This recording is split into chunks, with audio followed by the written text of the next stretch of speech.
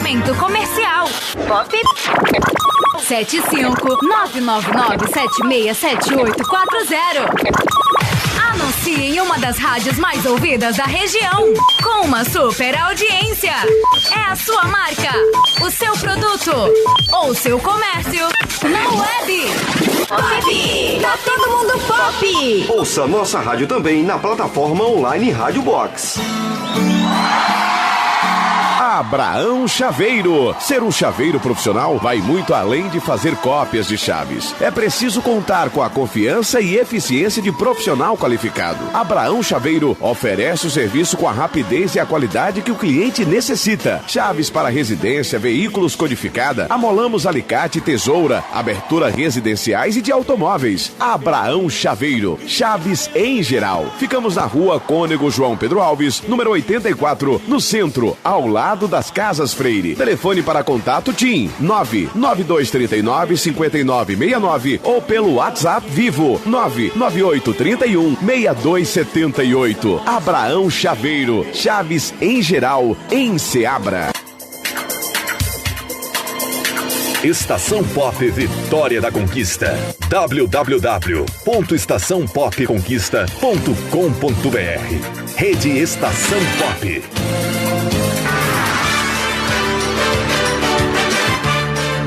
Acesse www.estaçãopopnews.com.br e acompanhe a notícia em primeira mão.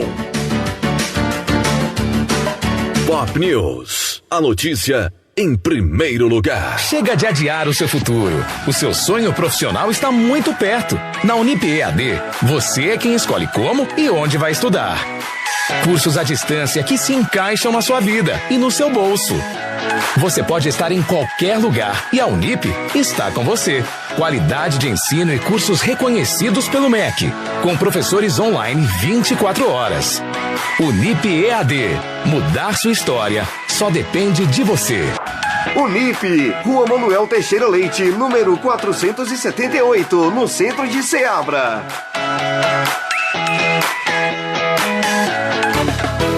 Atacadão da Madeira, venha conferir. O barato em madeira você encontra aqui. Madeira boa e preço baixo, qualidade de primeira. Atendimento diferenciado, Atacadão da Madeira. Portas, janelas, ripas, caibros, marcos, tábuas e muito mais. Tudo em madeiras para sua construção. Rua Boninal 281, Vasco Filho, em Ceabra. Telefone 3331-1289 e 99956-1289. O barato em madeira você encontra aqui. Atacadão da Madeira. Baixe nosso aplicativo e ouça a melhor programação. Estação Pop. Na estação é tudo de bom. Estação Pop. Atenção, rede, para um top de 5 segundos.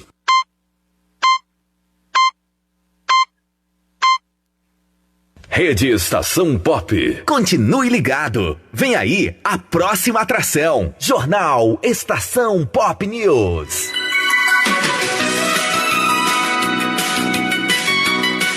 Muito boa noite para você. Agora 7h29, horário de Brasília.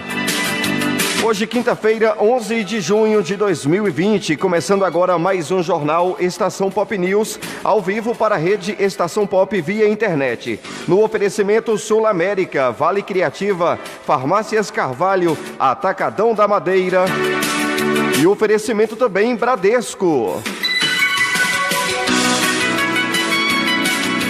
Ao vivo nos nossos sites e aplicativos próprios, também em todas as plataformas de rádios online. 7h29, horário de Brasília.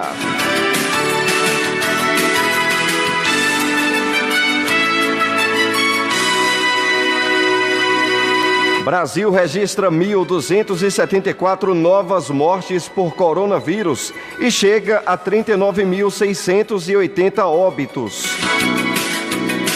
Nas últimas 24 horas foram confirmados mais 1.274 mortes por coronavírus no Brasil, de acordo com o balanço divulgado pelo Ministério da Saúde nesta quarta-feira. O total se aproxima da marca de 40 mil óbitos e totaliza exatamente 39.680 vítimas fatais da doença. Os detalhes com Sumaia Vilela. Fala, Sumaia. Nas últimas 24 horas foram confirmadas mais 1.274 mortes por coronavírus no Brasil, de acordo com o balanço divulgado pelo Ministério da Saúde nesta quarta-feira. O total se aproxima da marca de 40 mil óbitos e totaliza exatamente 39.680 vítimas fatais da doença. Cerca de 3.600 mortes ainda estão em investigação para identificar se a causa foi Covid-19. Já os novos casos de coronavírus foram pouco mais de 32.900 em um dia. São ao todo 772.400 contaminados no país. São Paulo continua concentrando o maior número de mortes, com 9.862. Rio de Janeiro, Ceará, Pará e Pernambuco vêm em seguida. Em números absolutos, ou seja, sem levar em consideração a proporção entre o número de casos e o tamanho da população brasileira, o Brasil é o país com mais infectados por coronavírus confirmados, atrás apenas dos Estados Unidos. O terceiro lugar do ranking é ocupado pela Rússia. Os dados são compilados pela Universidade Norte-Americana Johns Hopkins.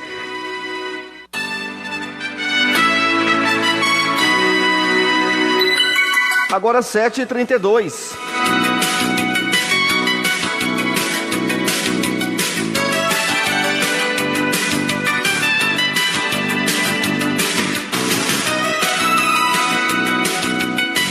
Rede Estação Pop via internet para todo o Brasil. São Paulo prorroga quarentena em dia que número de óbitos no estado bate novo recorde. Pelo segundo dia consecutivo, o número de mortes por coronavírus bateu novo recorde em São Paulo. Em 24 horas, 334 pessoas morreram pela Covid-19 no estado. Com isso, chegou a 9.862 óbitos desde o início da pandemia. O número de casos confirmados passou de 156 mil. Os detalhes quem tem é Eliane Gonçalves. Pelo segundo dia consecutivo, o número de mortes por coronavírus bateu um novo recorde em São Paulo. Em 24 horas, 340 pessoas morreram pela Covid-19 no estado. Com isso, chegou a 9.862 o número de óbitos desde o início da pandemia. O número de casos confirmados passou de 156 mil. Apesar do número de mortes continuar crescendo, segundo o coordenador do Centro de Contingência, Carlos Carvalho, esse crescimento de 3,7% foi dentro do esperado.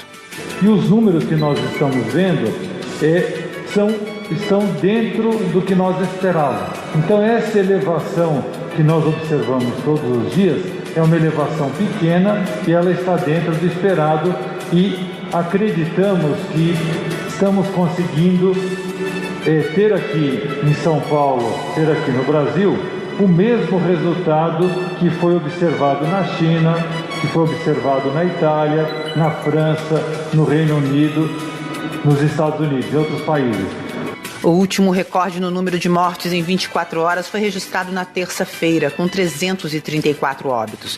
E a explicação do coordenador foi de que esse número representava um acúmulo das mortes que ficaram sem registro ao longo do final de semana. O novo recorde vem junto com um anúncio feito pelo governador João Dória de prorrogar a quarentena por mais 15 dias.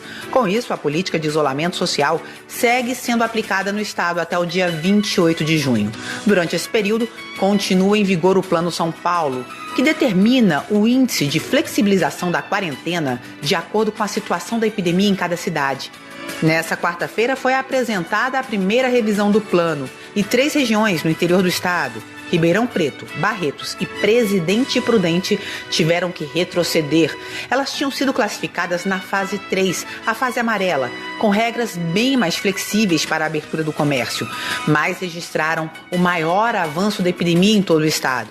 agora foram reclassificadas na fase 1, a fase vermelha, em que apenas serviços essenciais podem funcionar.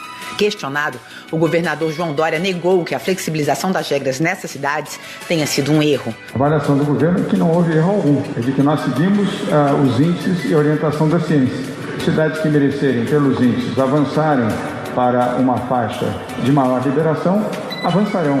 As cidades que deverão manter, por conta dos seus índices, a sua posição, manterão. E as que tiverem que regredir, regredirão. Essa é a nossa posição. Já as cidades da região metropolitana de São Paulo, de Registro, Baixada Santista e Vale do Ribeira, que estavam na fase 1 vermelha, avançaram para a fase 2, a fase laranja. A capital paulista continua na fase 2 e autorizou nesta quarta-feira a reabertura do comércio de rua, ainda em horários restritos.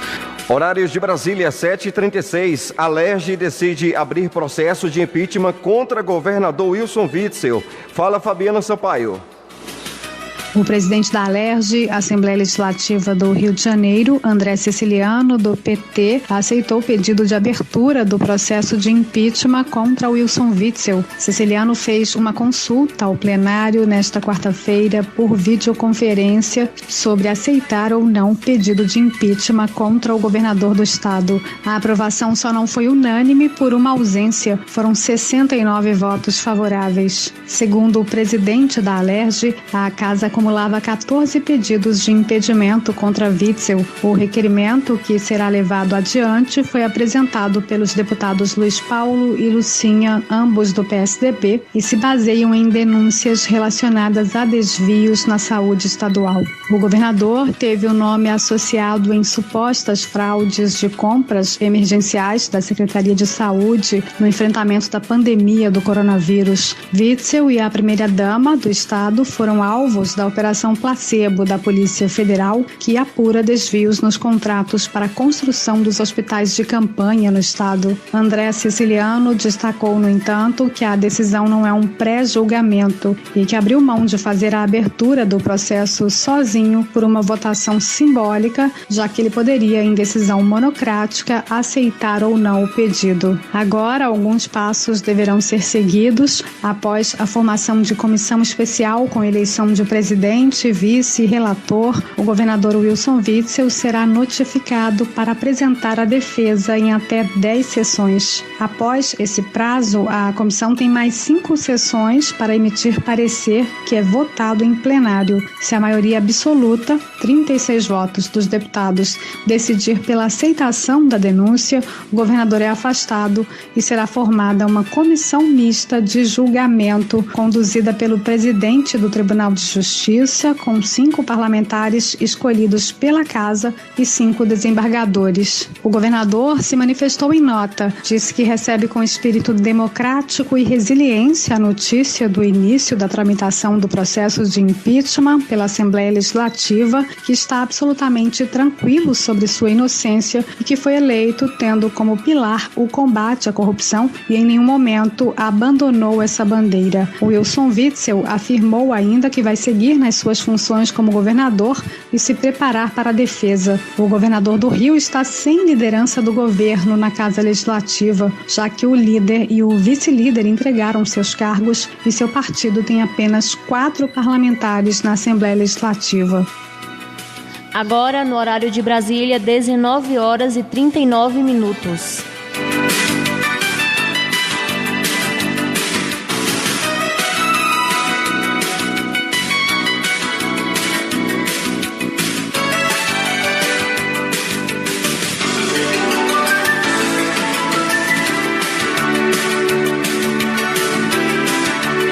Agora, 7h39, horários de Brasília, informando Bradesco.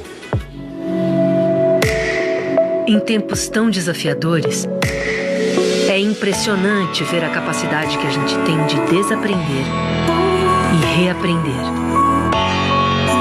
Mudamos o jeito de trabalhar, de nos conectar com as pessoas e até de passar o tempo. E no Bradesco, nós também estamos nos reinventando, ampliando os nossos canais digitais, flexibilizando o crédito e o pagamento de contas e atendendo idosos e pessoas com deficiência em horário diferenciado nas agências. Todos os dias, buscando soluções para deixar sua vida, se não mais fácil, pelo menos um pouquinho mais leve. Até tudo voltar ao normal. E tudo vai voltar ao normal. Reinvente o futuro. Bradesco. Jornal Estação Pop News. Horário de Brasília. 19h40. Informando o Café Chapada, 100% café, Vale Criativa, Atacadão da Madeira, Loja Nélios e Abraão Chaves. Pandemia. Projeto que obriga atendimento à mulher em situação de violência vai à sanção. Quem tem os detalhes é Cariane Costa. Fala, Cariane. O Congresso aprovou a proposta de combate à violência doméstica durante a pandemia e o texto segue agora para a sanção presidencial. Na prática, o projeto evita que serviços de atendimento à mulher sejam suspensos durante o estado de calamidade pública decretado em razão da pandemia do coronavírus. Desta forma, ficam obrigados a funcionar órgãos de atendimento a mulheres em situação de violência doméstica e familiar, crianças, adolescentes, pessoas idosas e cidadãos com deficiências vítimas de violência. É o que prevê o texto aprovado pelo Senado e nesta quarta-feira pela Câmara dos Deputados. A proposta determina a comunicação às autoridades em até 48 horas das denúncias de violência recebidas na esfera federal pela Central de Atendimento à Mulher, o DISC 180, e pelo Serviço de Proteção de Crianças e Adolescentes com foco em violência sexual, o DISC 100. O atendimento presencial deverá ser obrigatório para situações que possam envolver feminicídio, lesão corporal grave, lesão corporal seguida de morte, ameaça praticada com o uso de arma de fogo, estupro, entre outros. Além disso, os institutos médico-legais deverão garantir a realização de exames de corpo de delito nesses casos. A proposta permite que a vítima solicite medidas protetivas de urgência por meio de atendimento online. Em 12 estados do Brasil, em março e abril deste ano, houve um aumento de 22% no número de feminicídios em relação ao registrado no mesmo período do ano passado, segundo dados de relatório produzido pelo Fórum Brasileiro de Segurança Pública. Várias capitais do país registraram aumento de casos de violência contra a mulher durante a quarentena. No Rio de Janeiro, subiu em 10% o número de crimes contra as mulheres. A pesquisa foi divulgada pelo Instituto de Segurança Pública do Rio. Agora, no horário de Brasília, 19h43. Bom, só para dar um toque, temos na Play Store um aplicativo chamado Rede Estação Pop News. Fique bem informado, fique por dentro de tudo. Você que está acompanhando o nosso jornal Estação Pop News através de alguma plataforma, fique sabendo que temos um aplicativo bem bacana, fácil de manusear, disponível na Play Store. Se chama Rede Estação Pop News. Tem atalhos para as nossas redes sociais, tem atalho para o nosso site, atualizando a todo momento, mantendo você bem informado. O site é o www.estaçãopopnews.com.br. Mulheres poderão denunciar violência doméstica em farmácias, mostrando a mão com X desenhado. Confira os detalhes com Dayana Vitor. Fala, Dayana. As mulheres vítimas de violência que não têm coragem de denunciar o agressor poderão ter a ajuda que tanto precisam em cerca de 10 mil farmácias de todo o Brasil. Basta que elas desenhem um X na palma da mão e mostrem a um dos funcionários da drogaria. Esse é o sinal para a denúncia aos órgãos competentes. A ideia da campanha Sinal Vermelho contra a Violência Doméstica, lançada nesta quarta-feira pela Associação dos Magistrados Brasileiros e pelo Conselho Nacional de Justiça, para que nenhum farmacêutico ou atendente tenha receio de denunciar a violência, eles não serão conduzidos à delegacia, nem necessariamente chamados a testemunhar. As vítimas serão encaminhadas a casas de acolhimento. Uma das idealizadoras da campanha, a conselheira do CNJ, Maria Cristina Ziouva, explica como a mulher poderá saber se a farmácia irá lhe ajudar. Permitindo que se identifiquem em farmácias e drogarias, sinalizadas por meio de um cartaz fixado no lado externo do estabelecimento, para que sejam tomadas as providências necessárias ao seu atendimento. A iniciativa chega em um momento de alta no número de casos de feminicídio em todo o Brasil, impulsionado pela maior convivência entre vítimas e agressores durante o isolamento social por causa do novo coronavírus. Em março e abril, o índice desse crime cresceu mais de 22%, de acordo com o Fórum Brasileiro de Segurança Pública. As chamadas para o número 180 também aumentaram 34% nesses meses, segundo o governo federal. O perfil principal das vítimas de violência é de mulheres entre 18 e 30 anos com ensino fundamental completo. Já os suspeitos têm entre 25 e 40 anos e ensino fundamental incompleto. Na época em que a analista de contas Jacira Gonçalves quase foi morta pelo ex-marido, ela tinha 23 anos. Ele tentou me matar, inclusive atirou em mim, mas a bala não saiu, graças a Deus. E também ele botou fogo na minha casa, ele me perseguia nas paradas de ônibus onde eu descia para ir trabalhar. A empregada doméstica Beatriz Oliveira, de 37 anos, esteve casada por 10 com um homem violento que a xingava e batia.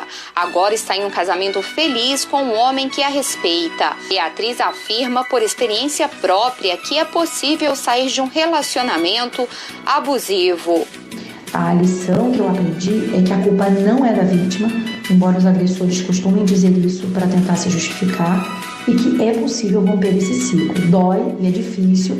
Além de poder contar com a ajuda das farmácias, as vítimas de violência doméstica podem fazer as denúncias diretamente pelo telefone 180 ou pelo aplicativo 180. Ainda existe a opção de registrar o problema no site do Ministério dos Direitos Humanos. E em breve, o número de WhatsApp do governo federal será disponibilizado para receber as denúncias. Horário de Brasília, 7h47, 7h47. TCU aprova com ressalvas contas do governo de 2019. Relator encontrou irregularidades. O Tribunal de Contas da União aprovou nesta quarta-feira o parecer do ministro Bruno Dantas, que recomendou ao Congresso Nacional a aprovação com ressalvas das contas da Presidência da República de 2019. O parecer ainda recomendou maior transparência nos gastos com publicidade oficial. Quem tem mais detalhes é Lucas Por Deus Leon. Fala, Lucas. O Tribunal de Contas da União aprovou nesta quarta-feira o parecer do ministro Bruno Dantas, que recomendou ao Congresso Nacional a aprovação com ressalvas das contas da Presidência da República de 2019. O parecer ainda recomendou maior transparência nos gastos com publicidade oficial. O relator do caso encontrou 3 tipos de irregularidades nas contas federais do ano passado.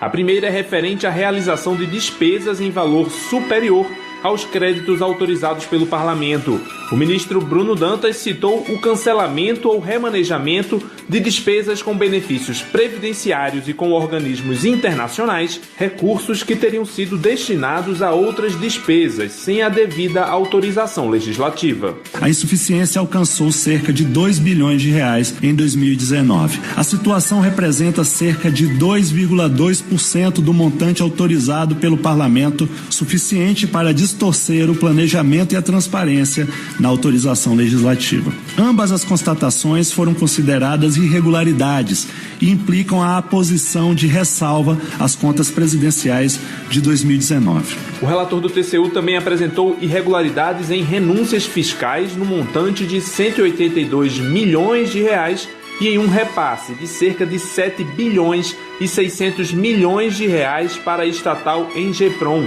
Segundo o ministro Bruno Dantas, esse investimento foi usado para terceirizar a compra de fragatas para a Marinha, como forma de driblar o teto de gastos. Da forma triangulada como ocorreram, as capitalizações à Engeprom não impactaram o cumprimento do teto de gastos em 2019. De outra forma, caso a aquisição dos equipamentos fosse realizada pela própria Marinha, haveria imediato reflexo no resultado do teto de gastos. Apesar das irregularidades encontradas, o ministro Bruno Dantas concluiu que esses casos não impedem que o Congresso aprove, com ressalvas, as contas presidenciais de 2019, pois não comprometem a totalidade da gestão em relação à execução do orçamento, segundo o ministro. Cabe ao TCU apresentar o parecer sobre as contas do governo federal, mas o julgamento final é uma atribuição exclusiva do Congresso Nacional, que usa o parecer do tribunal como base para a decisão. Ainda no parecer aprovado, o ministro Bruno Dantas fez uma recomendação ao Poder Executivo para que amplie a transparência nos gastos com publicidade oficial. O ministro citou processos abertos no TCU que investigam os gastos com publicidade. O risco de que o orçamento público e o aparato estatal possam vir a ser utilizados como instrumentos de limitação à liberdade de imprensa e à liberdade de expressão por meio da distribuição de benefícios ou de empecilhos a veículos de mídia em função do grau de alinhamento político e ideológico com o governo federal. Chama a atenção o fato de que alguns canais de comunicação foram mais privilegiados em detrimento de outros, sem que houvesse aparentemente justificativas para tanto. O parecer recomendou que os gastos com publicidade sejam publicados de forma detalhada na internet, com informações sobre os valores pagos mensalmente a todos os sites, blogs, portais e demais veículos de comunicação que recebem recursos públicos, direta ou indiretamente. Horário de Brasília, faltam 9 para as 8 da noite, faltam 9 para as 20 horas, horário de Brasília, informando Vale Criativa, Farmácias Carvalho, Atacadão da Madeira e Loja Nélios, famoso por vender barato. Jornal Estação Pop News ao vivo através da Rede Estação Pop, ao vivo em Estação Pop News de Salvador, Estação Pop Vitória da Conquista, Estação Pop Ceabra na Chapada Diamantina e Estação Pop Barreiras. Emissoras do Grupo Pop Web de Rádio. 7 horas 52 minutos. Fundo de 15,9 bilhões para financiar micro e pequenas empresas já está disponível. Fala Ana Luísa. Cerca de 4,5 milhões de micro e pequenas empresas serão beneficiadas por uma linha de crédito, concedida por meio do Programa Nacional de Apoio às Microempresas e Empresas de Pequeno Porte, o PRONAMP, e serão socorros que precisarem de giro de capital. O valor total destinado a essas operações, de 15 bilhões e 900 milhões de reais, já está disponível nas agências bancárias e será usado para garantir os empréstimos tomados pelos pequenos negócios. O dinheiro foi remanejado do Tesouro Nacional para o Fundo Garantidor de Operações, gerido pelo Banco do Brasil. A intenção é que os pequenos negócios tenham fluxo de caixa e consigam manter os empregos. E esse crédito foi pensado justamente porque são as micro e pequenas empresas as maiores responsáveis pela criação de postos de trabalho, como explicou o secretário especial de Produtividade, Emprego e Competitividade do Ministério da Economia, Carlos da Costa. O primeiro beneficiado por esse capital de giro é o microempresário. É aquele que tem sido responsável pela geração de milhares de empregos no Brasil inteiro. No ano passado, a micro e pequena empresa foi responsável por 100% dos empregos líquidos gerados. E é esse motor de prosperidade que, inclusive, nas nossas ações nós temos priorizado. E o crédito chegará, o crédito com a garantia do governo, chegará primeiro a eles. Os que se encaixarem nos requisitos para tomar o crédito serão comunicados pela Receita até o dia 15 de junho. O secretário da Receita Federal, José Barros Tostes, detalhou o perfil de quem poderá fazer o empréstimo. Aquela empresa cuja receita bruta no ano calendário é igual ou inferior a R$360 mil. Então, esse é o conceito legal de microempresa. E empresa de pequeno porte é aquela cuja receita bruta no ano calendário vai de acima de 360 mil e até 4.800.000 reais no ano. Então, esse é o universo que será alcançado por essa linha de crédito do Pronamp. Tostes também detalhou como será feito o cálculo do valor que poderá ser emprestado a empresas que começaram a funcionar há menos de 12 meses. No caso de empresas com menos de um ano de funcionamento, há 2 critérios: ou 50% do capital social registrado, ou 30% da média de faturamento mensal considerado desde o início das suas atividades. A taxa de juros anual máxima será igual à Selic, acrescida de 1,25% sobre o valor concedido. A liquidação do empréstimo poderá ser feita em até 36 parcelas, que só começarão a ser pagas 8 meses após a liberação do crédito. Os valores poderão ser pedidos em bancos públicos, privados, cooperativas e cooperativas de crédito. A previsão é de que 12 instituições financeiras comecem a operar essa linha nos próximos dias. As empresas que pegarem o financiamento devem assumir o compromisso de preservar o número de funcionários desde a data da contratação de empréstimos até 60 dias após o recebimento da última parcela. Quem tiver dúvidas pode acessar o portal do Simples Nacional ou da Receita para obter informações complementares sobre o programa. Agora faltam 4 para as 8 da noite no horário de Brasília, informando o Café Chapada, 100% café. Santander demite funcionários durante pandemia. Banco lucrou 3,8 bilhões no primeiro trimestre de 2020. Fala Eliane Gonçalves. Em menos de uma semana, o Banco Espanhol Santander demitiu pelo menos 30 funcionários em todo o país durante a pandemia. O levantamento é do Sindicato dos Bancários, que disse que o mapeamento ainda está sendo feito e o número de pessoas que perderam o emprego pode ser maior. Em março, o banco, junto com outras instituições financeiras, assinou um acordo batizado como Não Demita, assumindo o compromisso de não demitir ninguém durante a pandemia de coronavírus. Em nota, o banco informou que o acordo valia até maio e que, em junho, já retomou o processo de reavaliação do nível de produtividade das equipes. A explicação não convenceu Rita Berloffa, diretora executiva do Sindicato dos Bancários de São Paulo e funcionária do Santander. Ela diz que a postura do banco no Brasil é muito diferente da adotada em todos os outros 150 países em que a instituição financeira atua. É inaceitável, não que se não fosse esse lucro fosse aceitável, mas é que essa postura agressiva, desrespeitosa, de irresponsabilidade social do banco não se viu em nenhum outro país onde o Santander está presente.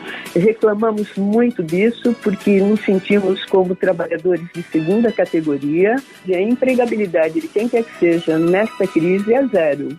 Segundo o sindicato, além das demissões, o banco tem forçado o retorno ao trabalho presencial durante a pandemia de coronavírus. O levantamento do DIEESE mostra que no primeiro trimestre desse ano, o Santander teve um lucro de mais de 3 bilhões e 800 milhões de reais. Um crescimento de mais de 10% nos lucros em relação ao mesmo trimestre do ano passado. Nesse período, ele foi o único entre os 5 maiores bancos do país com aumento nos lucros. Em março, o governo federal liberou mais de R$1 trilhão para reforçar a segurança do sistema financeiro durante a pandemia. Muito bem, agora faltam 2 para as 8 da noite, horário de Brasília, informando Loja Nélios, Atacadão da Madeira e Abraão Chaves. Jornal Estação Pop News fica por aqui. Outras notícias no site www.estaçãopopnews.com.br. Também a todo momento no nosso plantão, atualizando, mantendo você bem informado sobre tudo o que acontece. Acesse www.estaçãopopnews.com.br. Eu volto amanhã às 10 da manhã no Alô Brasil. Obrigado, gente, e até a próxima.